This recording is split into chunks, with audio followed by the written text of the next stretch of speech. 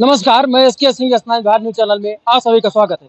उत्तर प्रदेश की राजधानी में स्थित निदेशालय कार्यालय पर आज जो एडहॉक टीचर्स थे जिन्हें मानदेय दिया जा रहा है, उस मानदेय के विरोध में डायरेक्टर ऑफिस के सामने एक विशाल जनसभा का आयोजन करके अपना विरोध प्रदर्शन कर रहे हैं। उसके कुछ लीडर्स हमारे साथ मौजूद हैं जिनसे वार्ता करेंगे। किन विषयों को लेकर, किन बिंदुओं को लेकर के आप लोगों का धरना प्रदर्शन चल रहा है। महोदय, आपका स्वागत है। मेरा नाम प्रभात कुमार त्रिपाठी है। मैं संघर्ष समिति का संगठन मंत्री हूँ। हम लोग अशासकीय सहायता प्राप्त माध्यमिक विद्यालयों के तौर शिक्षक हैं। 7 अगस्त 93 से लेकर के 9 नवंबर सन 23 तक राजकोष से अनुवर्त हम लोगों ने वेतन प्राप्त किया और 9 नवंबर 23 को एक शासनादेश निकाल करके हम लोगों को बाहर कर दिया गया। तब से हम लोग सड़कों पर टहल रहे थे। अभी इसी जुलाई महीने में 2 जुलाई को कैबिनेट की बैठक हुई। उसमें एक प्रस्ताव आया। उस प्रस्ताव में ये कहा गया कि इनको 25,000, जो हाई स्कूल पढ़ा रहे हैं 25,000, जो इंटरमीडिएट पढ़ा रहे हैं इनको 30,000 रुपये मानदेय दे दिया जाए। तो क्या ये उचित है? वही तो देखे तो अचंभित हो गए हम उसको देखे ही थे कि आज तारीख को हमने देखा उसका शासनादेश निर्गत हो गया। उसमें लिख कर के आ गया नहीं इनको 25,000 और 30,000 दिया जाए। हम उसको देखने के बाद सारे शिक्षक जो आज तक अचंभित हैं, इसको लेकर के असमंजस की स्थिति बनी हुई है कि क्या 23 साल, 24 साल, 30 साल, 32 साल, 31 साल नौकरी करने वाला शिक्षक जो 1.25 लाख रुपए राजकोष से वेतन पा रहा था, वो 25,000, 30,000 में अपना गुजर बसर कैसे करेगा? क्या उसकी लायबिलिटियां घट गई कि ये पेंशन दिया गया कि नाम दिया गया मानदेय का? लेकिन 30 साल बाद ये 25,000 देना 1.25 लाख के बाद, क्या मेरी लायबिलिटी घट गई? इसको लेकर के सारे शिक्षक आंदोलित हैं और इसी को लेकर के आप जो देख रहे हैं धरना हम लोगों ने लगाया था।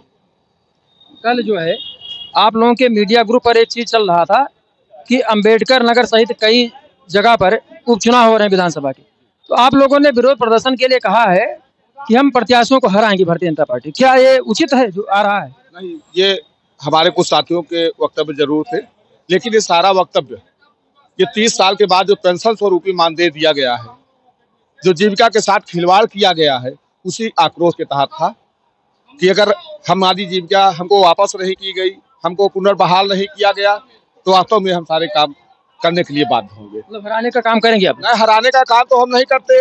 आज हम लोग गए प्रदेश कार्यालय पर देकर हम लोगों ने भाजपा की टोपी भी उतार करके रख दी और 2 दिन का मैंने उनको समय दिया है। टोपी रख दिया आप लोग? चूंकि पिछला जो आपका धरना प्रदर्शन हुआ था याचना कार्यक्रम, उसमें टोपी लगी थी। वो याचना था, हमारा याचना था। आज हमने टोपी निकाल के रख दिया और हमने कहा तो उन्होंने हमको आश्वासन दिया है कि 2 दिन के अंदर आपकी सम्मानित अध्यक्ष जी से वार्ता कराएंगे, प्रदेश अध्यक्ष जी से, और आपकी मांगे निश्चित रूप से पूरी होंगी। इस आश्वासन के साथ उन लोगों ने हमको वापस किया है यहाँ।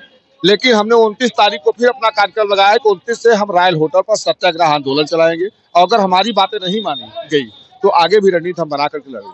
पिछली बार भी आप लोगों ने याचना किया, इस बार टोपी रख दी। टोपी और साफा एक स्वाभिमान का प्रतीक होता है, वो स्वाभिमान आपने किसके यहाँ रखा? ये तो हमने प्रदेश कार्यालय पे जो प्रदेश के कार्यालय प्रभारी थे उनको मैंने दे दिया है। इसको आप सुरक्षित रख लीजिए। अगर मेरा सम्मान आप वापस कर देंगे, क्योंकि मेरे पूर्वज भी, माता पिता भी सब भाजपा में रहे हैं, मैं पूरा इसको ग्रहण कर लूंगा। अगर नहीं हुआ तो फिर क्या करोगे भाई? नहीं करेंगे तो जो विरोध प्रदर्शन हो पाएगा, जो जनता में लोकतंत्र में व्यवस्था है उसी के अनुरूप चलेंगे। या तो जियो या तो मरो। तो भाजपा के खिलाफ वाली रणनीति अपनाई जा सकती है? बिल्कुल बिल्कुल अपनाई जा सकती है। जब पेट ही नहीं रहेगा, बाल बच्चे नहीं रह जाएंगे, माँ बाप ऐसे तो मर जाएंगे इस उम्र में। 30 साल तक की अवस्था थी, 70 साल 80 साल अवस्था हो गई, 25,000 हम क्या करेंगे? न उनकी दवाई करा पाएंगे, न बच्चों को पढ़ा पाएंगे, तो क्या करेंगे? तो लोकतंत्र है। इसी कड़ी में हमारे साथ एक अध्यापक मौजूद है जो आपसे जानना चाहते हैं कि क्या उसी रणनीति के तहत इस बार भी इस आंदोलन को और आगे बढ़ाने का काम किया जाए, तो अपने आप लक्ष्य को प्राप्त नहीं कर लेते? जी हाँ, मैं कुलदीप सिंह हूँ। आपको बहुत बहुत धन्यवाद। मेरी संवेदना थी अपने परिवार के प्रति, प्लस 2224 शिक्षकों के प्रति। उनकी आहें मेरे दिल में हैं। वो जो सोचता हूँ तो दर्द और आंखों में आंसू छलक जाते हैं। दुर्भाग्य है, कैसी विडंबना है कि जिस प्रदेश का मुखिया संत शिरोमणि हो। संत कहते हैं सबके प्रति मृदु भाव रखना चाहिए, उदार हृदय का होना चाहिए, लेकिन बड़े दुर्भाग्य और सच कहता हूँ, मैं कई अधिकारियों से मिला, शासन और निदेशालय के कई अधिकारी कहे कि अगर मुख्यमंत्री शाम को कह दें तो सुबह हम रेगुलाइजेशन का आदेश जारी कर देंगे। यानी सारी खोट मुख्यमंत्री में है। मुख्यमंत्री जी, क्या ऐसी दिक्कत है कि हम लोगों को पंजीरी दे रहे हैं। स्वयं मुख्यमंत्री जी अच्छा खासा वेतन पाते हैं मुख्यमंत्री पद का। मेरा बेटा आज तक मैं देखे होंगे किस तरीके से आंसू उसने रोया था। पिताजी 28 नवंबर 2023 को एक्सपायर कर गए। जो वेदना है, मैं उनके लास्ट समय पे दवा नहीं कराने पाने की स्थिति में था। मैंने देखा था आंसू छलक रहे थे पूरे परिवार के। जी, वो आंसू आज भी छलक जाते हैं। तब उस समय छलक गया जब ये भाजपा की टोपी उतार रहा था। तो मैं नन्हा सा था, जब शायद 1991 का समय है, जब राम मंदिर का कार सेवा का समय हुआ था। मैंने अपने दरवाजे पे बाटी चोखा, भौरी और पुआल बिछा करके लोगों की, कार सेवकों की सेवा करने का काम किया है। और ऐसे में अगर होगा तो सोचिए हम कहाँ जाएंगे। हम ओम प्रकाश राजभर तो नहीं है ना कि गाली देंगे और फिर आकर के उसी थाली में खाना खा करके हम जो है कैबिनेट मंत्री बनेंगे। हम शिक्षक, आप गुरु, हम गुरु हैं, हम शिक्षक हैं, हम वो तो नहीं करेंगे। हम आप कह रहे विरोध, हम विरोध नहीं कर रहे हैं। हम लोकतांत्रिक हथियार अपना रहे हैं। हम मांग कर रहे हैं अपनी मांगों का कि हमारा सम्मान वापस। हमने टोपी दिया कि इसकी लाज को रख लीजिए, जैसे एक बेटी का बाप कदमों में रख करके अपने समधी के कहता है कि मेरी बेटी की लाज रखना। इस लाज को माननीय मुख्यमंत्री जी रख लीजिए, अदरवाइज ये सच है। मैं कुलदीप सिंह घोषणा करता हूं, मैं रघुवंशी ठाकुर हूं, मर्यादा पुरुषोत्तम राम का वंशज हूं। निश्चित तौर पे कसम खा के कहता हूं, सौगंध खा के कहता हूं, मेरी सिर्फ बात होती तो मैं दो दो हाथ कर लेता। और मैं इलाहाबाद विश्वविद्यालय की भूमि से जन्मा और उपजा हुआ छात्र रहा हूं। अगर ये वापसी नहीं हुई तो वास्तव में बता रहा हूं, चैलेंज के साथ इसको अमित शाह ही बना दीजिएगा कि ये भाजपा सरकार में योगी तो कदापि नहीं रहेंगे। और भारतीय जनता पार्टी में अगर प्रधानमंत्री मोदी मेरी, मैं वहां तक जाऊंगा, राष्ट्रपति के यहाँ तक मैं जाऊंगा लड़ाई लेकर के, मेरी आवाज नहीं सुनी जाएगी। तो ये भारतीय जनता पार्टी का नाम, जो लाल कृष्ण आडवाणी ने राम मंदिर का रथ चला करके भारतीय जनता पार्टी का उदय किया था, मैं रथ चला करके भारतीय जनता पार्टी को नस्तानाबूद करने का काम करूंगा। लेकिन तब जब मेरे मान सम्मान रखा नहीं। चूंकि कहा गया है, रामायण की चौपाई है, पूत सपूत सुने हैं पर माता सुनी न कुमाता। हम कुमाता, हम बेटा कपूत हो सकता है, लेकिन माँ तो नहीं होना चाहिए। मैं वो राम हूं जो मैं योगी में आज भी विश्वास, माता कैकेयी को जैसे वो मानते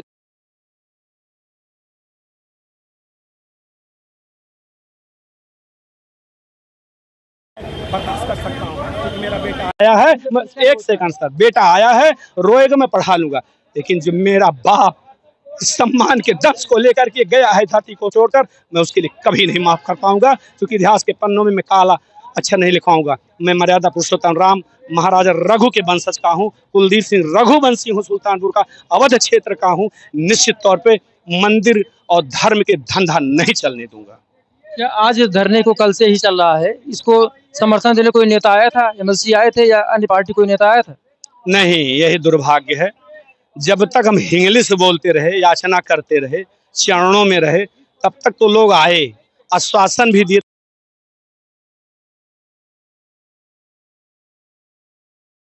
मांगने की कोशिश किया, तब कोई नहीं आ रहा है। यही दुर्भाग्य है। इस चीज को मुख्यमंत्री जी को संज्ञान में लेना चाहिए, नहीं तो बड़ी दिक्कत हो जाएगी। हिंदू का जो सपना देखे हैं भारत की संस्कृति को उत्पन्न करने का, वो शायद अधूरा होगा। लेकिन ये भारत भूमि है, वीरों की उत्पत्ति करती रहेगी। योगी भारत नहीं है, मोदी भारत नहीं है, मैं भारत नहीं हूँ। एक विचारधारा भारत होती है। मैं उस स्वामी विवेकानंद को याद करना चाहता हूँ। आज 25 वर्ष का नवयुवक या शंकराचार्य को याद करना चाहूँगा, जो जाके एक my dear and brother sister America में कहे थे स्वामी विवेकानंद, मैं उनका अनुयायी हूँ, मांगने वाला हूँ। इस भारत की भूमि पर लौट करके भारत का सृजन करने का काम करूंगा, ये वादा है। लेकिन योगी जी को फिर सत्ता पे नहीं रहने देंगे। निवेदन करता हूं कि मेरे आंसुओं के मोल दे दीजिए, मेरे बच्चों के आंसुओं के मोल दे दीजिए। और मोल सिर्फ इतना है कि जो मेरा वेतनमान है, दुर्भाग्य कितना है आप देखें कि 1,20,000 1 लाख वेतन पाते थे, उस पद को भी भर देंगे और 25,000 अलग से मान दे देंगे। तो सोचिए व्यवहार बढ़ रहा है ना। 1 लाख चैन बोर्ड से उनको देंगे और 35,000 हमको अलग से देंगे, तो कितना दुर्भाग्य है। और सबसे बड़ी विडंबना ये है, मुझे तो लगता है कि अधिकारी तो नहीं गुमराह कर रहे हैं। बिल्कुल बिल्कुल गुमराह कर रहे हैं अधिकारी। आप कल्पना करिए कि तदर शिक्षक आयोग अवैध अनियमित था, ठीक, जब कोर्ट ने निर्णय दिया था। आज सरकारी फरमान आ जाए, जबकि सरकार से ऊपर न्यायालय होता है, और ये हमको इसे रख ले रहे हैं कि चला हुआ सब जने आए। वहां तो योगी जी एक बार कहे थे, लोग गए थे, बताते हैं, मैं तो नहीं भी मिला। मैं बात करना चाहता हूं मुख्यमंत्री से कि अगर मैं अभी परमिशन दे दूं तो हजारों शिक्षक फर्जी भर जाएंगे। कैसी विडंबना है मुख्यमंत्री जी, कितना ज्ञान आपको अंदर है।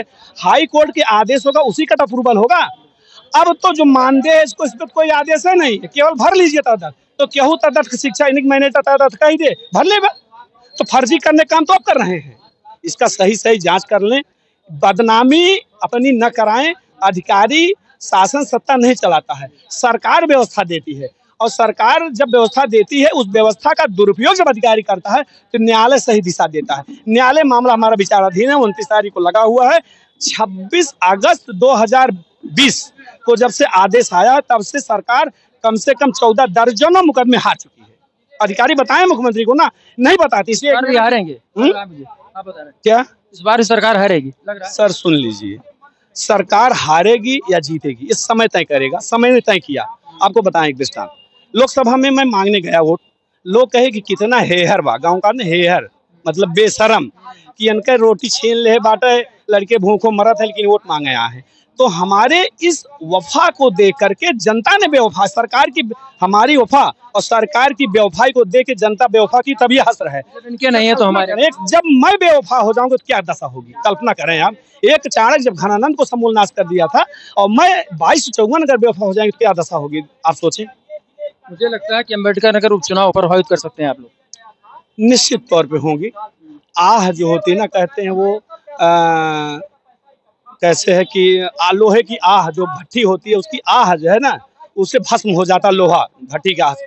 तो हमारी आहें जो लगेंगी तो दर्द तो होगा बहुत। मेरे ख्याल की 700 लोग बस हम। हाँ, मैं भी श्राप तो नहीं दूंगा, क्योंकि जानते श्राप देने के बाद वापस नहीं लिया जा सकता है, और श्राप कुछ नहीं, हृदय की बात, आत्मा जो है वो ईश्वर का स्वरूप है, और मेरी आत्मा अगर जलेगी तो श्राप, मैं भी श्राप नहीं, क्योंकि इतना जल्दी नाराज अपनों से नहीं हुआ जाता है कि हम बेरुखी हो जाएं।